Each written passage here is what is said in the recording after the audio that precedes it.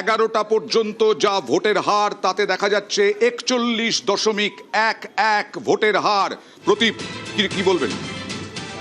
বলছিলাম যে ভোটের পার্সেন্টেজ ঠিকই আছে, চলছে, এবং কিন্তু যেটা আপনি দেখাচ্ছিলেন যে এই গণ্ডগোল, যেভাবে রাস্তা অবরোধ, এখানে কিন্তু কেন্দ্রীয় বাহিনী তারা এই পুলিশ প্রশাসনের অগ্রভাগে রয়েছে। কেন্দ্রীয় বাহিনী কি করে এটা অ্যালাউ করছে?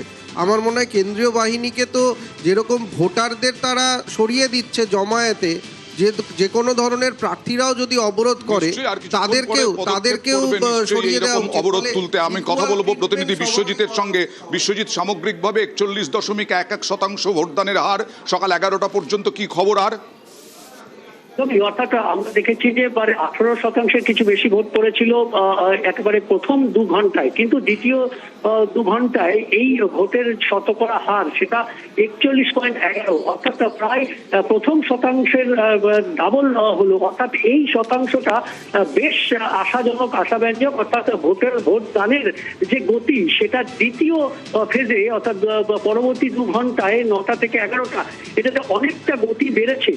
অন্তত পশ্চিমবঙ্গের যে ভোটের নিরিখ সেটাতে এই ট্রেন্ডটা দেখা যাচ্ছে যে প্রথম দিকের ভোট এবং দ্বিতীয় ঘন্টার ভোট, এবং সেক্ষেত্রে এই 41.11% এই ভোটটা যথেষ্ট আশাব্যঞ্জক এবং যথেষ্ট দ্রুত গতিতে ভোট পড়ছে বিভিন্ন জায়গায়, এটাই তার প্রমাণ। অর্থাৎ যে নির্বিঘ্নে ভোট, কিছু বিক্ষিপ্ত ঘটনা ঘটেছে কমিশন সূত্রে যেটা জানানো যাচ্ছে, বিভিন্ন জায়গায় যে বিক্ষিপ্ত ঘটনা ঘটছে তার অ্যাকশন টেকেন রিপোর্ট কোথাও বা নজর রাখা হচ্ছে সেই ঘটনার উপরে, কিন্তু সামগ্রিকভাবে সেই সমস্ত কিছু বিক্ষিপ্ত কিছু বুথে হলেও তার বাইরে যে বিশাল অঙ্কের বুথ রয়েছে সেখানে স্মুথ ভোটিং হচ্ছে বলেই এখনো কমিশন সূত্রে দাবি করা হচ্ছে। আর তার ফল আমরা এই শতাংশের যে হার তাতে আমরা দেখতে পাচ্ছি বলে ভোটদানের হার 41.11%।